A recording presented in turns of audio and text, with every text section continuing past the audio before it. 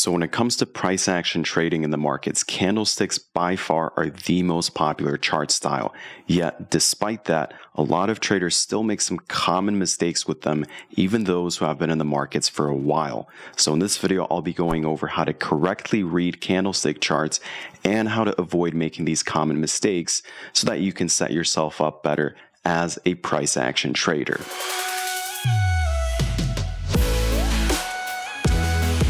Alright, what's up guys? It's Matt. So first we're going to be starting off with the basics. So if we look in front of us, we'll see that there's a bullish candle and a bearish candle. Now they're not always going to be in this color. This is just my color scheme. Now what they basically represent is how the price action changed over the course of a period of time. This outline would represent the candle's body. This tells us the difference in price between the open and the close. So let's say that this bullish candle opens at 12 o'clock p.m. Well, what is it going to look like in the beginning? Well, in the beginning, since it just opened, we're not going to see this large body here, right? We don't even know if the candle will close bullish or if it's going to close bearish. And the close simply represents how the candle looks once it's finished being drawn or once it's finished being formed. Now in this case, we don't have the price line since I'm just on an empty chart, but your price lines would be on the right side. In this case, I just have these marked out on the left side. Let's imagine that at the open at 12 o'clock, we're priced at 1.10. Okay, so at that exact second, where we look at the clock and it's 12 o'clock, this bullish candle at this price, it doesn't really represent anything just yet. But as the time goes on, depending on the price action, the most important concept to simply understand when it comes to candlesticks is that between the open and the close, you're just seeing how the price action evolved over a period of time. So in this case at 12 o'clock, if we're priced at 1.10, and let's say that at 1 p.m. we're priced at 1.20, well then that would represent the close. And so that's where the body of a candle comes in, right? So as soon as it's 12 o'clock, if we're at 1.10, that's going to be the open. And that's not going to change. This is going to stay how it is. And then depending on what price we're sitting at 1 o'clock, that's going to represent where our close is, right? So if we're priced at 1.20 at 1 o'clock, that's our close. The closing price of our previous candle will almost always represent the opening price of our following candle. Now, you might get gaps and stuff like that in the markets. That's a little bit more advanced, but for the most part, especially if you're trading something that's quite liquid, you're not really going to see major gaps. And so typically they'll be around the same price. And so now with this bearish candle, let's say that we opened at 120 at 1 p.m. and then at 2 p.m., so an hour later, we pushed back down and closed at 110. Well, in this case, this would be drawn as our bearish candle, right? Because our open is above our close.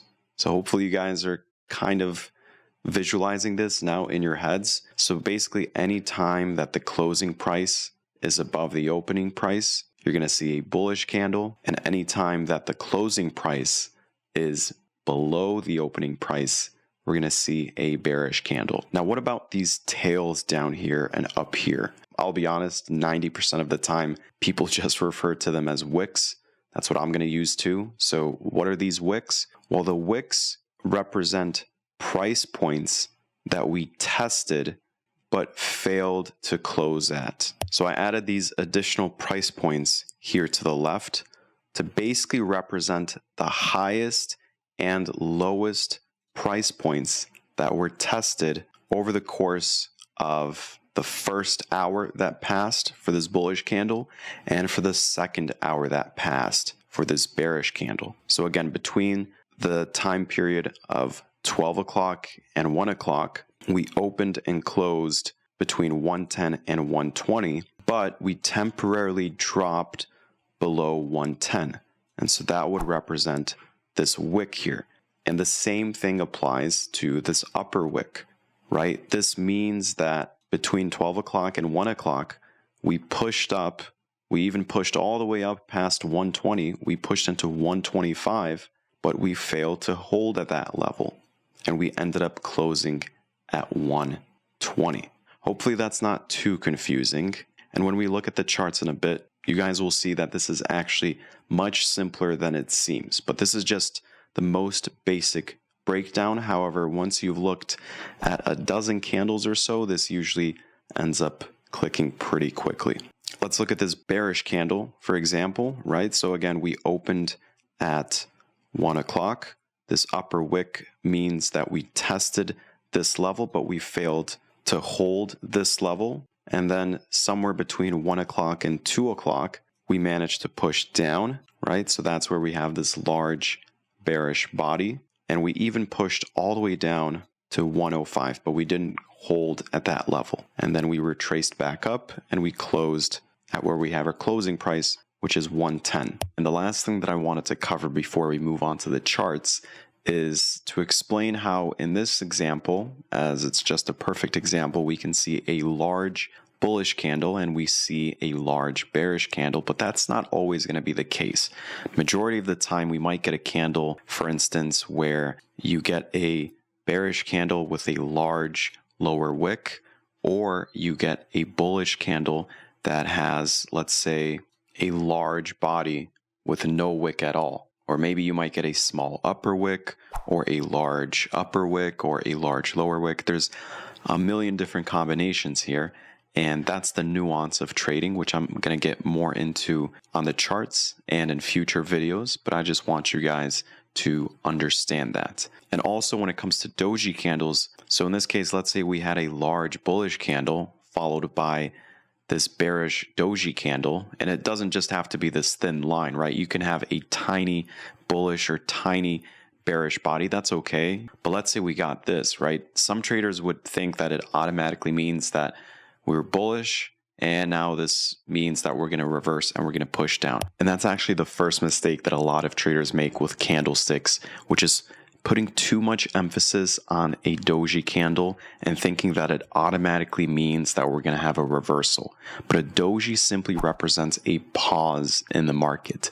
So you might get a reversal or you might get a continuation afterwards. All right, so here we are on the charts on the 1 hour time frame for Euro USD. So zooming out over here and taking a look at the price action, we can see that there are a series of bullish and bearish candles. Like if I click around, we can see there are 3 bullish candles here. And one thing that you guys will quickly notice is that on average, when we're in an uptrend, we'll typically see more bullish candles on average. And then if we're in a downtrend, we're more likely to see bearish candles. So you're still going to see bullish candles in a downtrend. And that doesn't mean that the trend is automatically turning around, which is another mistake people make with candles, is that as soon as they see an opposing candle of a different directional color, they automatically assume that the trend is reversing, but that's not the case, right? It simply means that the market is paused or we're retracing. So the order flow is bearish and then it's temporarily bullish and then it continues pushing into the downside, in this case where it's bearish. And then over here in this uptrend on the 1 hour, we can see that we still had those brief periods of time where the market was bearish, but that didn't completely change the direction of the trend. And so that's something important to know with candlesticks. We have an example following that just a couple hours later where the price was in a short-term bearish trend. So we were pushing into the downside where we had a series of bearish candles. And then we had this doji candle. Notice how the high and the low of this doji candle, so these wicks, were actually smaller compared to the size of the previous candle, which means that the price action is consolidating. And despite that, we didn't push back up, right? Despite that, we didn't push up right away. We continued to consolidate and we actually pushed a little bit lower in this price range before pushing back up. Now, another important concept to understand with candlesticks is that if you have an uptrend or a downtrend, like we were looking at in this case, you're obviously going to see more bullish candles on average if you're going up, more bearish candles on average if you're going down. However, you also want to take note of the size of these candles and how far we're pushing whenever we are seeing a bullish impulsive move or a bearish impulsive move. Now, a bearish impulsive wave simply means that you have a large wave. If we just think of waves as if you were looking into the ocean, right? You're basically looking at a composite or a stretch of the market where you mostly had a bunch of bearish candles, right? So this would be considered one impulsive wave into the downside. And notice the size of these bearish candles and compare them to the size of these bullish candles, right? The bullish candles are much smaller in size. And even if we get a couple of bullish candles in a row, like we did over here, they're much smaller, especially when it comes to the bodies, the size of the bodies, right? Compared to these bearish candles. And that's typically a big clue for us as far as what's more likely to happen next, right? If we're seeing large bearish candles, especially if the market structure was broken, like it was back here, you're much more likely to see a continuation in that direction. Now, if we take a look at this bullish trend, we can see how as this bullish trend evolved over here, this wasn't the most impulsive move into the upside, right? The curvature of this trend wasn't insane or anything like that, right? We didn't just shoot straight up towards the sky in this case. But on average, we can see that the length of these bullish candles is much larger compared to the length of these bearish candles. And it all comes down to the concept of progress, right? How much progress is being made in the market. You can't have multiple large bearish candles in a row without the implication of, hey, we're in a downtrend and we're going to continue pushing lower, right? The price is making progress because we're creating these lower lows and lower highs. Typically, if you see a small wick, like we see this one over here on this current bearish candle that's forming. So let me, let me actually mark out the previous candle's wick. This will be easier to explain. So basically, if we compare the two, just imagine that this bearish candle isn't here. And right now, let's say it's like 12:55 and this bullish candle is still forming. Initially, it would have looked like this.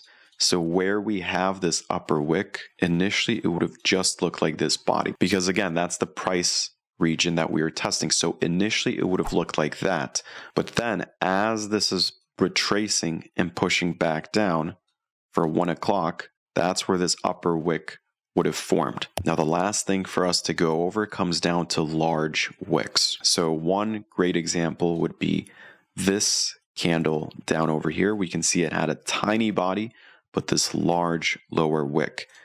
This large lower wick would represent a strong rejection from the downside, meaning that we tested this level, but before the 5-minute candle closed, because right now we're on the 5-minute chart, we quickly pushed back up. This simply represents a liquidity grab, and that's the important thing to take note of when you see large wicks is that majority of the time it implies that the price was tapping into a liquidity pool, because not only did that wick sweep this previous low that the price created right over here for this bearish candle, but if we take this low and also compare it to this previous low from a couple hours prior, we can see that 2 of these lows were swept, meaning that the price tested these levels. And then after sweeping these lows, that's where we saw this large rejection, right? And that's typically where you're more likely to see these large wicks. Now, a mistake that some traders make is automatically assuming that, okay, because we have a large wick, that automatically implies we're going to have a reversal. But that's not always the case, right? So the context of the market structure does matter. So hopefully this cleared some things up for you guys. Let me know if you want a part 2. That's all for this video. Thanks for watching.